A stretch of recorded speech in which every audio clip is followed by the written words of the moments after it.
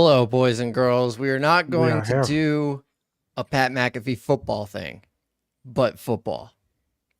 We are back. Football's So what you're back. saying is we're sober. Oh, hey now. Come on. He was Come gone. on. He was so stoned. Yeah, that was I mean, awesome. come on, let's be real. And the fact that they did it again on Saturday in like West Virginia, it was kind of funny. Oh Yeah. yeah, I mean, embracing that. Hey, it gets some ratings, it gets some the Oh, yeah. attention, so Yeah. it gives him the personality. So hey, he's got to be basking in it. Can't blame a guy. Yeah. Well, anyways, welcome everybody into Through the Garden. Tommy, Jordan, Alex, Yo. you, Hey. us. Hi. We got some fun things. Football's back. Cubs Yep. doing stuff. Sox suck. Nope. We can talk about a lot of things tonight. We can get a lot of things out, but we got to do it quick because we're on a time limit. Because Alex is doing double duty tonight, Double we duty. gotta get going. And a day I had a really busy day at work too, so Oh. it's more like quadruple plus duty. Yes, yesterday was mostly my fault. I'm sorry. I was at the ALS Classic down at Cog Hill. Sounds like fun. It was awesome. Cog Hill was incredible. I got to play number 2 in a scramble, and we went bogey free through the scramble. There you go. So that Pretty felt good. good. That's That pretty felt good. And like it's a lot of Good. people that are like buying mulligans and stuff, and we donated on one hole that like gives you a hole in one or something, but we were still bogey free, so it was cool. It's a cool thing. There you go. Cog Hill, very tough course. Anywho, that was yesterday. Today is today. We are waiting for football. There is a monsoon happening in Kansas City right now. I don't know if anybody has that up. Yeah, I see it right now. It kind of yeah. reminds me of opening week for the Bears 2 years ago. Oh my gosh, yeah, against the Niners. This game. Dude, yeah, we were at my house when I used to live in the suburbs. No, I'm sorry. We went to a bar to watch the game because it was first week of NFL football. We're like, let's go to the bar and watch the game. And then in the second quarter, their satellite went out, and I was like, nope. And then we went back home. Yeah, because it was the time. There you Yeah, it go. was crazy. Oh. Yeah. But football is here. Football is back. We're so excited. And we got a great game tonight with the Chiefs and the Ravens, an AFC Championship rematch. Yep. We have a Bears game in like 3 days. By this time, 3 days from now, the Bears will have played their first game of the season. Caleb Williams will officially be a veteran in the National Football League. Just crazy stuff. The Cubs threw a no-hitter last night. We can talk about Was that. it though? Yes. We'll talk about it. The White Sox did win a game yesterday, but also the most White Sox thing of all time happened this week. So that was fun. That could be multiple things. Yeah, dealer's choice, boys. Where do we even start? Let's get the Cubs out of the way. All right, let's get the Cubs out of the way. Shōta Imanaga looked incredible yesterday. 95 pitches, 7 innings, no hit baseball, only 1 walk or 2 walks. I can't remember if it was 1 or 2. I think it was 2. Yeah, I think it was 2. He had 2 in the second. and then I think 5 strikeouts he had. And then the bullpen took over, 95 pitches, 7th inning. It's something that we're seeing more and more as the game evolves into this new brand of baseball. But credit to Pearson, and then I'm blanking on who was it Porter Hodge? Porter Hodge. Yep. Credit to them. Come in 1, 2, 3 innings, and then bam, Cubs no hit. First no hitter by the Cubs at Wrigley's in 52 years since like the 70s. 1972, Milt Pappas. Yes. And it was really cool. I was really jealous I wasn't there. Alex said it. I'll say it. You won't say it, Jordan, but no hitter be a no hitter, bro. No, 9 it's innings, not. no hits.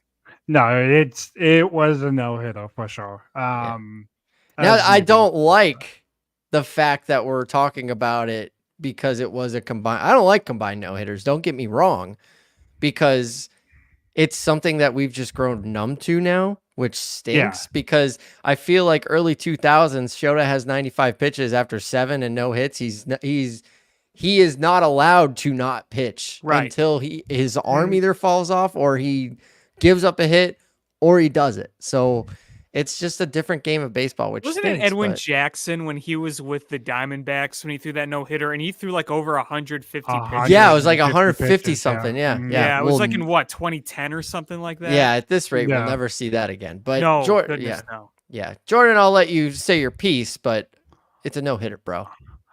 Oh no, I was just being funny. It was a no hitter. It was just the most Cubs no hitter that there was, considering how lifeless they looked on Monday and Tuesday. And it's like, oh hey, our season's all but over, but here was a no hitter for you. So And scoring 12 runs. right. So Yeah, Tuesday stunk. I was in the house. Ann and I were at the Monday game. did too. Yeah. Yeah, Tuesday was just a clunker. The fact that you've got 8 guys on base against Paul Skeens in 3 innings, and you got nothing out of it, and then Ian Happ got a hit in the 7th, and that was it for base runners for the Cubs. Like, it was just. I just want to shout out Craig Counsell and Justin Steele for being pretty obvious liars when Yeah, Counsell went on 6-7 to score, and he's like, "Well, we're not putting him on the IL. The MRI, it's good news. I think he had to reassure us that it was good news. Yeah. And then, like Justin Steele spoke, and he's like, "Well, I don't think I'm going on the IL. I expect to pitch again this year. I think it's good news." yeah. And right then, my radar went up. I'm like, that doesn't sound like good news. The fact that they have to reassure us that it's good news. And then, sure enough, 24 hours later, Justin Steele. It might be good Yeah. news in the sense of he's not going to need Tommy John surgery, because that would truly be the worst case scenario. Oh, no. Sure. Yeah. If what happens is, hey, he's out the rest of the year, he's going to be fine. He'll be then okay. I mean, frankly, shut him down. Shut him down now. Shut him down. Yeah. Yeah. Shut him down. Because don't even here's think about yeah. Yeah, here's the thing. Like, if we make the playoffs, great, awesome, We're so not. cool. You've already proven you can't beat the Brewers. Phillies are a juggernaut. And then the bottom of the bracket, you're either gonna be facing the Padres or the Dodgers or other teams that have kind of kicked your butt, except for the Dodgers. We'll see. But chances were so slim on this season, and They were. And I'm accepting that, but still having fun. So, like, if we make the playoffs, I'm all for it. But I cannot be heartbroken this year.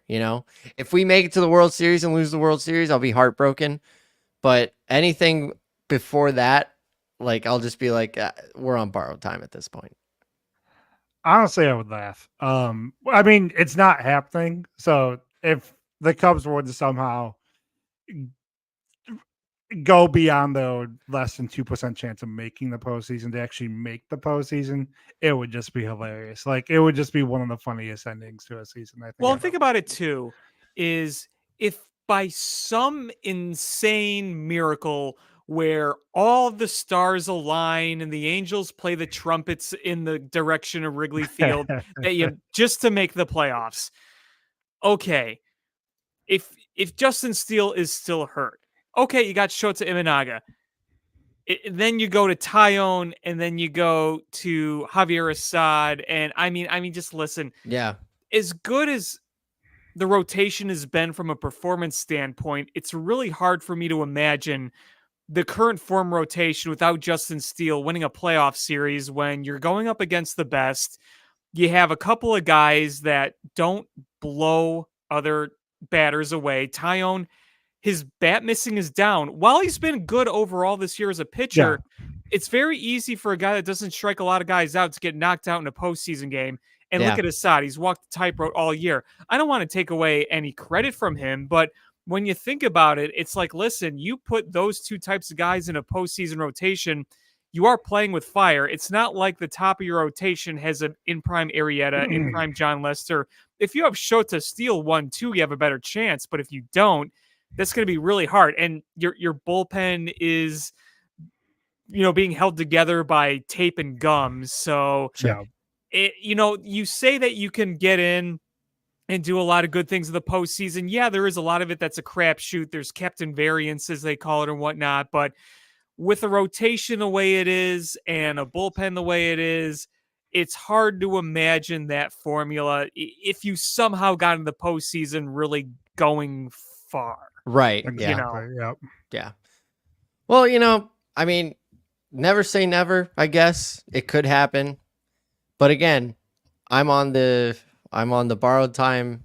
Like, it is what it is. I've accepted what the season is, and just having fun with the wins and kind of accepting when they don't have it. Find the some nights. value what you can find the value in. Yeah, I mean, Yeah, the no. PCA has been Yes. incredible these last few weeks. Yeah, I mean, I Dansby think Swanson's bringing it back. Yep. Miguel Amaya's adjustment has been incredible. This is all stuff we've talked about, but also, like, people complain about Seiya Suzuki. I've seen a lot.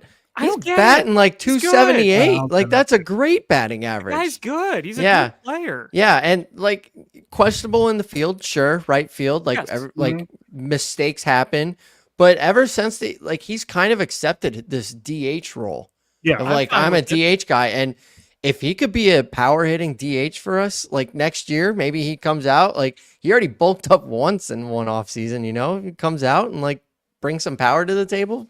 It's pretty cool. yeah. I think there's two players that kind of get shit on, for lack of a better word, for no real reason. I mean, it's Suzuki. Let me guess. It's, Oh, I could guess the second one. Yeah, I know it's that. Suzuki, like you said, and it's Ian Happ, the Yeah. other one. Bingo. The reason is when they go into slumps, every Major League Baseball player has slumps.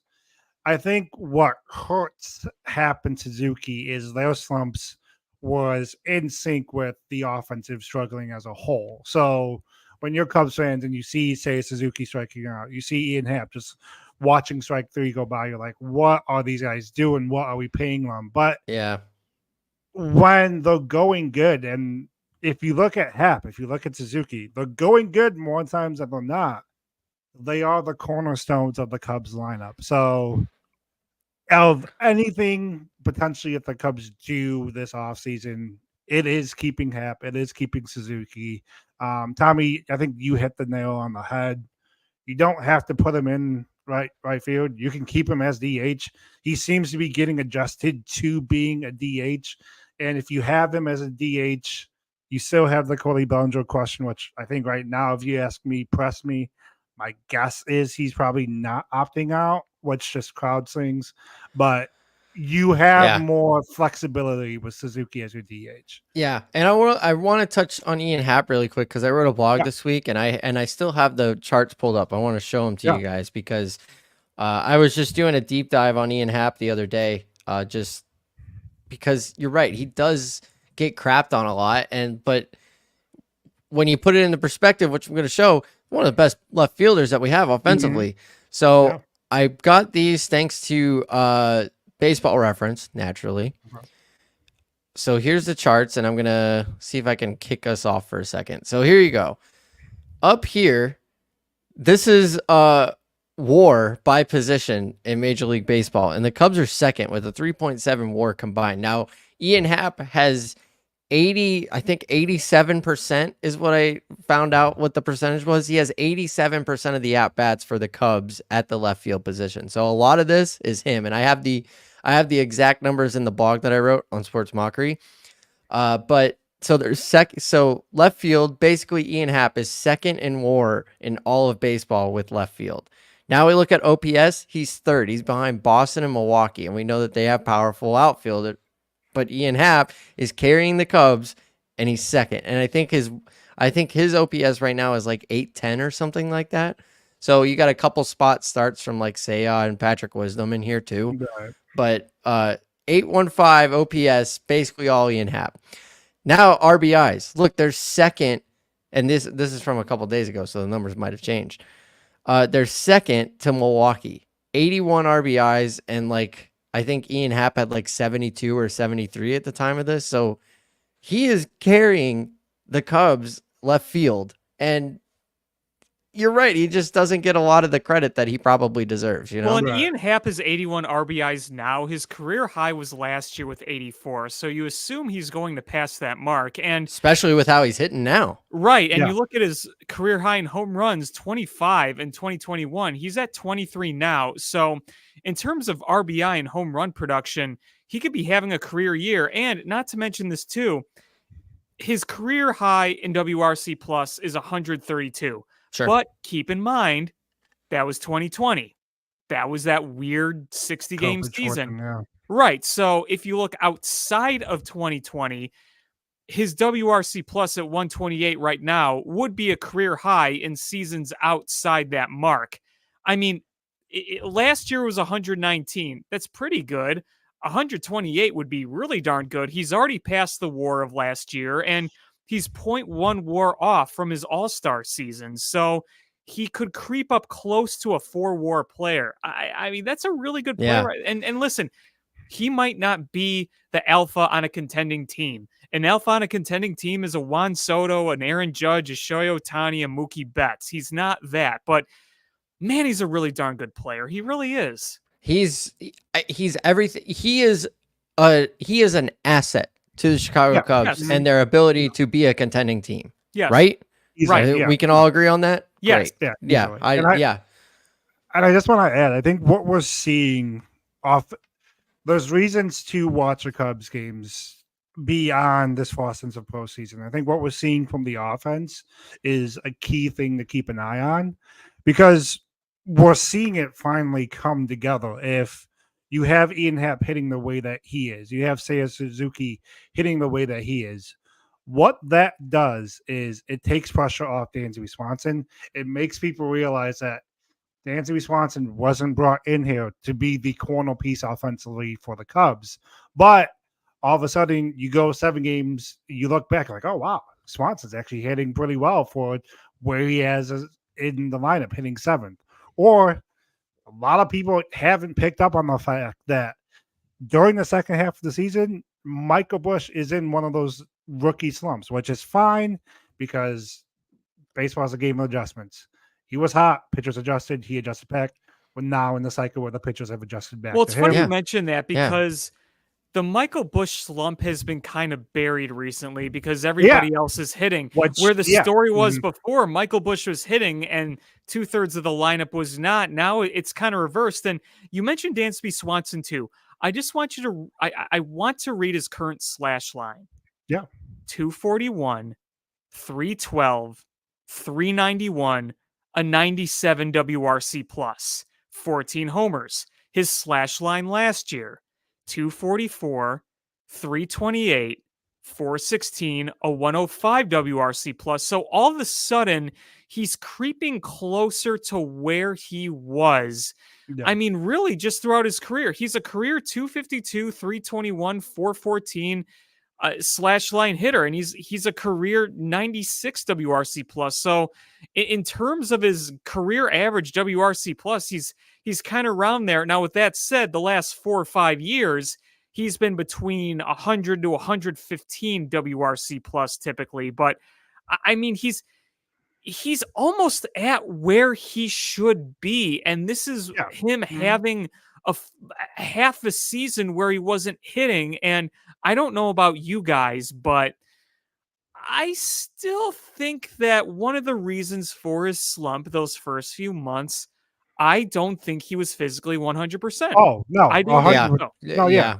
100%. I wrote an article in June. If you just look at some of his defensive range numbers, and this was in June, I'm sure they've changed that, but there was a dramatic regression for his range at shortstop, which wouldn't account for just getting a year older. We're talking about like a good, like nearly 100% regression in his range. I'm like, yeah, that's not someone just getting a year older. That's an injury. So no, I think the knee injury he had in Boston lingered for probably a good month and a half. And now we're seeing him healthy. But to your point, even with the current state of the Cubs offense, honestly, those years with the Braves where he was in the 120 with WRC plus, I think those are proving to be the exception than the norm for him. But even if he sits in that 95 to 105 range, but he's giving you 15 homers, he's giving you at bats like the ones we've seen over the past couple of weeks, that's going to work with this Cubs offense. Right. The one thing I will say, as great as this offense is, we still know they don't have a difference maker, and that can make a difference in the postseason. Right. What I would have my eyebrows raised at is if this 2-month stretch from PCA is his birth of becoming a difference maker. Because if we look at the swing adjustments he's made since the end of July, he's been that blue chip prospect that we've seen in AA, that we've seen in AAA. He's been incredible. So if we're entering 2025 with a full season of the PCA we've had over the past few months, that's a dangerous start for how to build your offense. Do you guys know that Pete Crow Armstrong is now slugging over 400? Doesn't surprise me. Yeah, doesn't surprise me. Crushing the ball. He's just crushing the ball. Yeah. Well, we got all winter to figure that out. Yeah. So we got that going for us. Okay. Really quick before we get into football, Anthony Rizzo coming home. He'll be back at Wrigley tomorrow. He was visiting. I saw a post that he was at Lurie's today, kind of going back to all of his old stomping grounds that he went and visited. Ben Zobrist has a charity event tonight, and it would shock me if he wasn't a part of that. Yankees in town. Tomorrow is going to be wild at Wrigley. I will be there. I walked around Wrigley earlier today. I can tell you there is a bajillion Yankees fans here. They travel well. Yeah, so it is going to be loud and raucous at Wrigley Field. You can bet that every time Anthony Rizzo literally takes a step, there will be a standing ovation. So yeah, it's just I'm sure we'll probably get a Yankee roll call because Yankee fans are everywhere, but it's just going to be good for multiple reasons. And I'm writing a blog I'm going to release tomorrow, but it's basically about how tomorrow is going to be great for multiple reasons. It's going to be great to see Rizzo. It's going to be great to give him his tribute, but it's going to be great to just close the book and be done. We have done the comebacks. Everybody has been visited. We will still do the standing ovations, obviously, but this is the closing of the book. We can move on with our lives. Right. So really, it's just going to be a relief, honestly. And fitting that Rizzo is the one that's closing the book because he was the first one here. Because he opened the book, honestly. He opened the book, exactly. So this is what I tweeted earlier today, and I don't know if you guys have seen this yet, but I might as well read it for you. I said, Anthony Rizzo returning to Wrigley Field is on an entirely different level in terms of homecomings. He was the rock on which the curse-slaying team was built on. He was the face of an entire era on the north side. Plus, he's the last of the old quarter return, final closer. Tommy, exactly what you alluded to. Now, I can say that in his prime, Chris Bryant was the best player of that era, and he was the shining jewel of the era, but Rizzo to me was the face. He was the rock in the foundation of that era because he was there since the beginning. He was the piece they built around. He was kind of just the team alpha. He was the guy that everyone revolved around. And it was fitting that the final out landed in his glove. Yeah. Wouldn't have it any other way. Yeah. So basically how I'm wording it in the blog that I'm writing, a little sneak preview for you all, but please still click on it. Bryant was the best. Baez was the flashiest, but Rizzo was the most needed. We needed Rizzo. He basically built it, and it's a run that none of us are ever going to forget. It's the greatest run in Chicago Cubs history, and we got to really watch it in the prime of our watchingness, like being at the age that we were at and being like in the stages of life that we were at. Like we were just like graduating high school and going into college in the 100 loss seasons. Right. Yes. And then we're kind of creeping out of the college age into adulting when they're getting good. And May then I tell a funny story about that? Yeah, absolutely. So my senior year of high school was the very beginning of the rebuild, 2012. Yep, and then same. when I went into college, it was the end of the 2012 season. Now, I went to Concordia University, Chicago, here in the River Forest area, so not far from where I am now. And because Concordia is a Lutheran institution, a lot of people go there to go to the Lutheran seminary or in Lutheran education. And a lot of these LCMS Lutherans are from Missouri, right? So a lot of Cardinals fans. And I just remember a lot of Cardinals fans like to rib on me and give me shit, for being the Cubs fan. It's, Sure. hey, Yeah. we're the defending champs. We're about to defend our championship again. You guys are near dead last and blah, blah, blah. And I said, just wait. And the next thing I know, it's senior year, October senior year. And me and my Cubs fan friends are going crazy when we beat the Cardinals in the NLDS. And it's funny, a lot of my Cardinals fan friends that I knew there, they kind of just looked at me. They're like, yeah, you guys are real now. I don't know. Yeah. I can't say anything bad. I can't say anything bitter. Like, you guys are real now. Like, you're now the alpha. Yeah. And then I graduate college in May of 2016. And, I got a great job now and a lot of side gigs. But to be honest with you, when I graduated college, that first year, I wasn't really doing anything. My whole 2016 summer was like no work and all watching that team. Yeah. Truly. What a year to pick. Yeah. 100 wins. Yeah. That was my life, was that 2016 team. My entire life was that team. And then I moved on and got a career, and here I am now. But that's the thing. It was like we are all, including that team, we are all different humans than we were at that time. Oh my goodness. So it's just gonna be nice to close it, set it aside, look back at it from time to time, but open a new book, because now we can stop comparing to 2016. We can stop like, oh, we should be here and stuff like that. Era done. This is a new era. And now we can go into 25 being like, okay, this is it.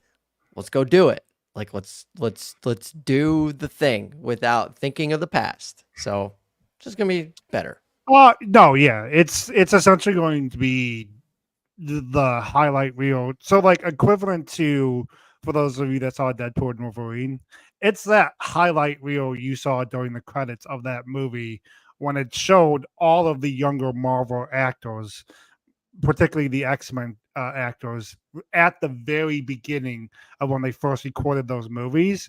And like those in that cinematic universe, like those fans grew up with those actors, we grew up with Anthony Rizzo from the time he first stepped under Wrigley Field to the time he left. And it's like you said, it's gonna be the perfect closure.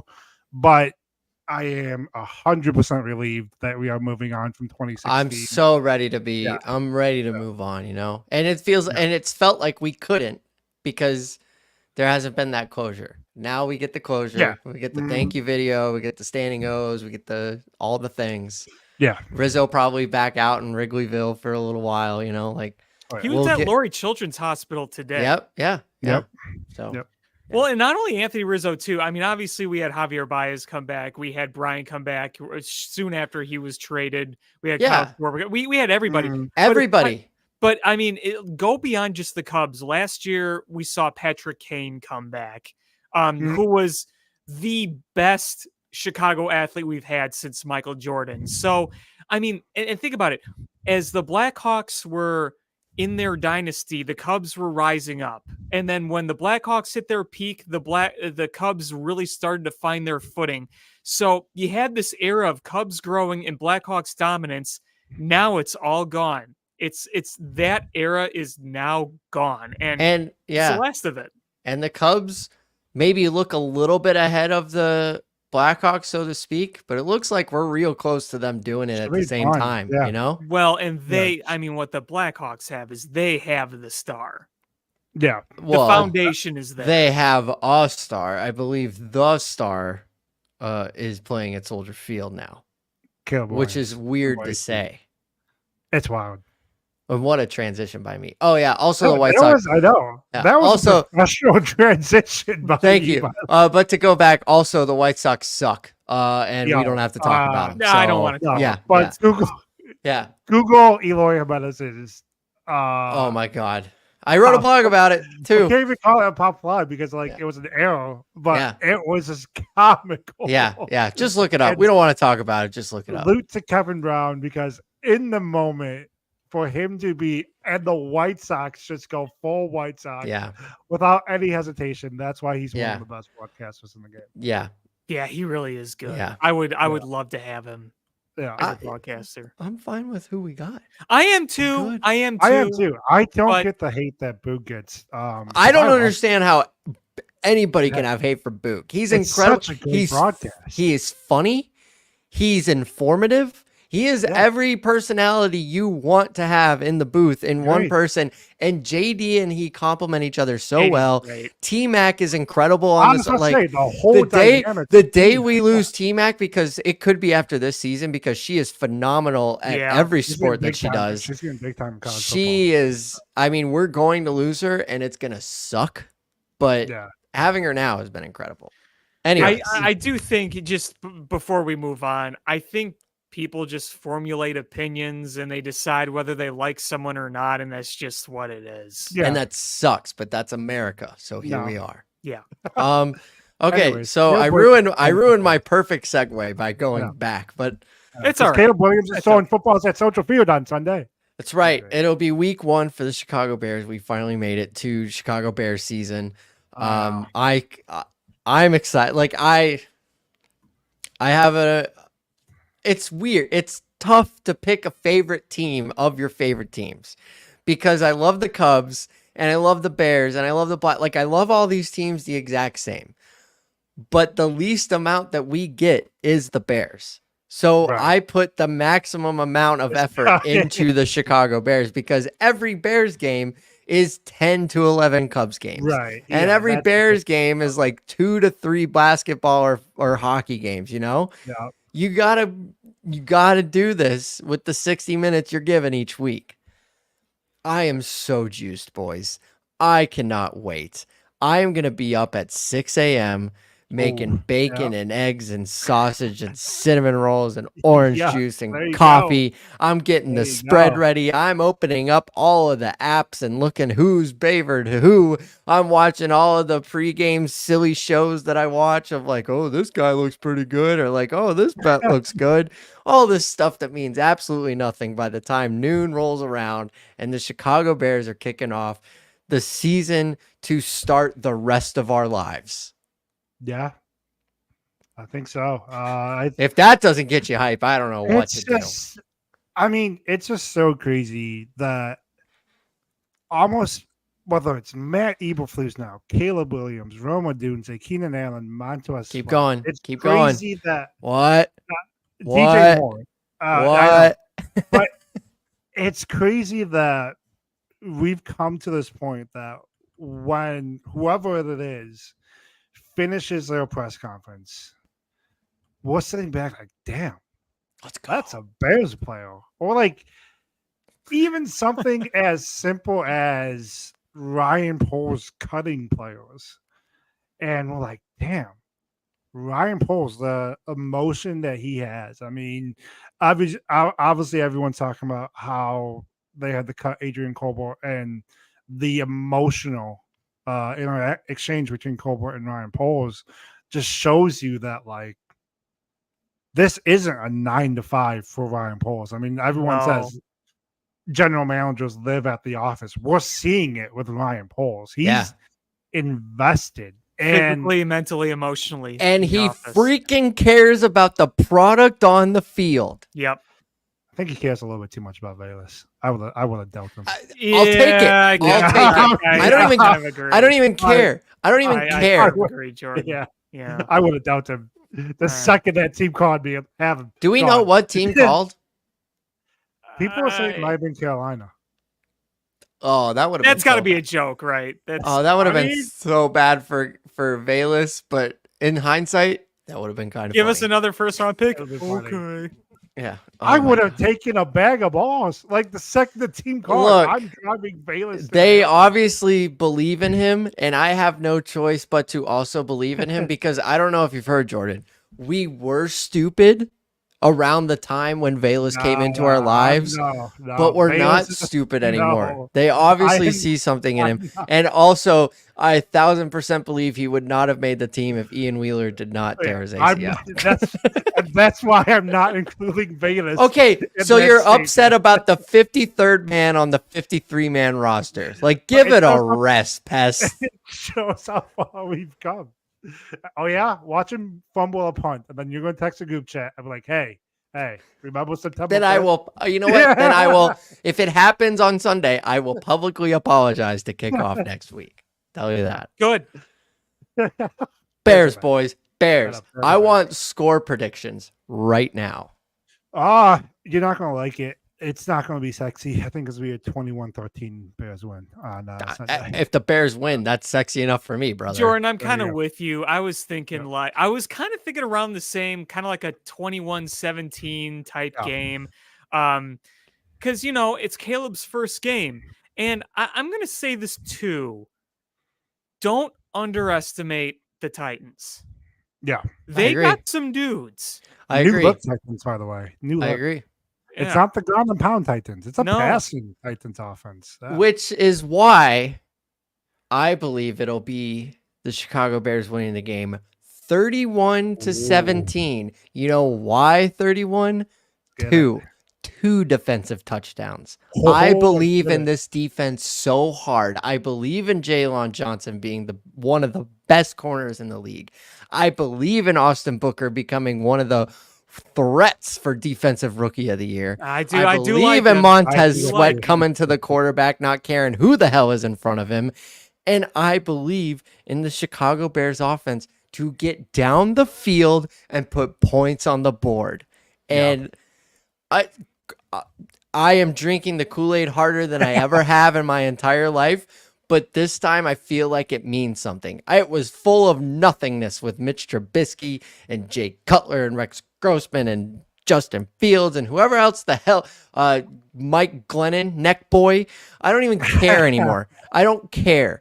Caleb Williams, Roma Dunze, DJ Moore, Keenan Allen, Cole Kmet, DeAndre Swift. That's the offense, and I'm here for it. And I think we're putting points on the board on both offense and defense, and we're kicking the Titans' butt on Sunday. I hope you're right. I know I'm right. No, I mean, I don't know I'm right. no, So but much even then, confidence. Yeesh. it would be crazy because, Bears fans have never seen a quarterback's first game in a Bears uniform and be like, damn, we have him. Go back to Jay Cutler, his debut against the Green Bay Packers, 5 interceptions. Yeah. Justin Fields' debut got murdered in Cleveland. Well, Mitchell's that debut- wasn't all his fault, I will say. He was still but no, either way, it lends to that. Sure. We've never seen Yeah, I the see what first you're saying. I see what game. you're Yeah. saying. The outcome wasn't Mitchell's- good regardless of. I also Mitch- had another thought today that I want to run past you guys. Do you remember when Matt Nagy got all cute and was like, "Hey, let's start the season with the T formation against the against the Packers." Remember that? Remember on the 100th season and he 2019. wasted a play on the T Yeah. formation. Remember that? Yeah. This is Remember when they lost 10-3? No, but listen. This is a new Bears. You know how I want to start the year? I want to start play action with DJ Moore just verticaling down the left hash. Bomb. Caleb Williams, 75-yard bomb to DJ Moore, touchdown, first play of the game. If that happens, this city will explode. I feel like if that happens, Tommy's apartment would need a cleaning. Boys, I am feeling the feels. I am so ready for Sunday. And if they lose, I don't know what I'll do. Oh no. But I haven't. I mean, I'm unfortunately, hyped, man. I'm a Bears ready. fan. I have thought about what if they lose? Oh, of But- course, I've thought about that Yeah. all the time. There is straight up meatball on this sandwich right here. Okay. All right. My favorite kind of sandwich. Yeah. I'm Yeah. ready. No, it's gonna be fun. It's weird to say, but it just feels different. I think you hit it on the head, whether it was Jay Cutler, whether it was Mitch Trubisky, whether it was Justin Fields. It was empty I know it was empty calories in the sense of when each of those players arrived, there wasn't a defined plan for them. We saw Caleb Williams' plan in effect before we even knew it. I mean, if we're being honest, it was last November when the Bears were starting the groundwork of bringing in Caleb Williams. And then every single move they've made since then was about making sure that when Williams was selected, he was coming into one of the greatest positions a rookie quarterback has ever entered the league with. And if the only problem you have from the minute we knew Caleb was in our grasp to now is that Velus Jones was the 53rd man on the roster, I mean, think of all of the decisions that could have gone wrong by this point. The draft was flawless. When can we ever say that the Bears had a flawless draft? We told them exactly what they needed to do, and then they just did it. When does that ever happen? Just boys. Bears are back. I'm dangerous. I'm dangerous right now. That's why I'm glad we're doing this remote, because I know. Oh, but the day we can do it in person all together. Oh, can you imagine us crammed on a little webcam next to each other?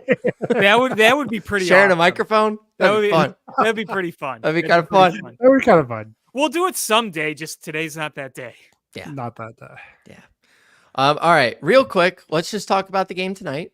Let's talk about the game tomorrow. Chiefs, Ravens, and then Packers, and then we'll get ready to watch some football. Fair? Stay in your hotel if you're in Brazil tomorrow. Do what?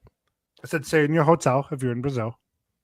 Yeah. You hear what the NFL is like, hey guys, this is a business trip. You're not here for fun. Yeah. Hotel, walk back. Yeah. Again, look, it would just for the safety of everybody, if the Packers just have to stay in Brazil, they'd have to stay in Brazil. Okay. If it has to happen, it has to. I just want them safe more than anything. Yeah. So, no. Yeah. Yeah. But let's do tonight real quick. I have a hot take for tonight. I had one last year, and that was that the Chiefs were done, and the Chiefs proved me wrong. So by default, I am now putting the Chiefs in Tom Brady Patriots territory. That I have to see it before I can say they're done. So I am going Chiefs tonight. That's fair. I got 2 words for you. Derrick Henry. He is entering an offense that is just perfect for Derrick Henry. Lamar Jackson's going to get it down the field for him, and then within 8 yards of the goal line, he's going to have 3 chances to just run everybody over. And I don't care how old he is. I don't care how many miles he has on him. If Derrick Henry is running in your direction, you are going to fall down. Whether you tackle him or not, you are going to the ground. So I'm going to take the Baltimore Ravens tonight. You know, it's funny. I got 2 pick'em pools, and I tried to do a few different things in each. So I put 1 or 2 points on the Chiefs in one, and then in my other one, I just switched it to the Ravens. And what's funny is last year, the Chiefs didn't look that great in the regular season. They won enough games, obviously, but it's the way they played. It's like they started so slow. Right. It's almost like they can half dick around at this point. Also, Derrick Henry is on right now, and look how small that helmet looks on his head. Yeah. And doesn't it just doesn't his head just look perfect for? It does. Yeah. No, I'll give it to you. Did we lose Tommy? Oh no. Oh, I think he was. I think he's stuck in a void now. Yeah, I think he. His energy and enthusiasm of the Bears has opened a wormhole, and time is now frozen. In his Am I here? Can you guys see? Oh, now you are. What the hell happened? You froze. You froze. Talk about Derrick. You melted your internet with how excited you were talking about Derrick Henry. And he's not even on the Bears. All right, it's wild. No, it's hopefully it's a good game. Got a couple of player props tonight, so hopefully they come. Yep, I got Derrick Henry ×2. There you go. ×2. Also, just real quick, birds. Give me the birds tomorrow. I don't care. No, give me the birds. Don't say that on this podcast. I know. Read the room. I think it's shaping up for the Eagles to be one of the biggest disappointments in the NFL. Yeah, well, yeah, I'm just not. So yeah, but you know who's going to be a bigger disappointment? You know, again, and Green Bay scares me, man. Honestly, had it not been for it being the first week of August and the Eagles were talking about how Jalen Hurts isn't on the same page with Nick Sirianni, I'd be like, oh, Eagles are probably going to win this game, but this Eagles team has a makeup of a team that's just going to fall apart. Well, look how they ended last year too. I mean, I completely avoided AJ Brown in my fantasy draft. Yeah. Honestly, felt like first off, it felt like Devontae Smith should have been higher than him, and they both should not have been anywhere close to the top 20. So last season, Stephon Diggs was probably one of the most toxic fantasy players because of how useless he was in the Bills' offense. I think that award this year goes to AJ Brown, just because of he's talented, but I just think the stuff going on off the field was just way too heavy. That's fair. Yeah, that's fair. All right, boys. Well, we got football coming on the TV here in about 20 minutes. Alex is going to be on another podcast, so go watch him. Yeah, me and Steve Nagishi are going to be on the AA podcast at 8 o'clock, so be sure to tune into that. We'll talk a lot more Cubs. We'll probably talk some football, too. So if you don't follow Steve Nagishi, be sure to follow him. He does a lot of cool sports stuff, so check him out. Definitely. Wait, really quick, Alex. Yes. CM Punk, Drew McIntyre, Holland Cell, Bad Blood. What do you think's going to happen? I think that one of them is going to win. Oh, that's a bad take. What if somebody comes in and interrupts the match and then it never finishes? I know. No one never knows. Does that happen? Brother. Anything happened. I was watching. There are no rules. Vince McMahon's limo exploded one week on TV, and then he had to come back to life the next week because of real life. Right. Yeah. Right. Totally legit happenings that weren't. Yeah. Fun fact. Well, not fun fact, but fun fact. That happened right down the road from where I grew up. No way. Yep. One of my sister's friends was the next door neighbor when it happened. Oh, no. Yeah. Wow. Yeah. Anyways, bad transition, but football. Yeah. Well, yeah, we can talk about more wrestling next week. I was just too excited about football. Nothing really happened this week. It was all just. It was a boring week. Although I think next week's gonna be cool. SmackDown is moving to USA. Yeah, I think they're gonna do a lot of like intertwining. I'm gonna watch NXT too, just in case, probably because I think Orton and Punk are gonna be on. I think that's closer to October. When they go to CW, right? Right. Yeah. When they go to CW, because Punk is going to be there for the Chicago show and then Orton's going to be there for the St. Louis show. So that makes sense. Yeah. Anywho, sorry if you were tuning in for the wrestling content of this show. I know that's a big part of what we do. Not enough time. We can get into NASCAR if you want to, but we should probably just call it a night watching football. Sounds like a plan. Yeah. All right, everybody. Thanks for watching. We'll do it again next week. Go Bears. Claws up. There we go.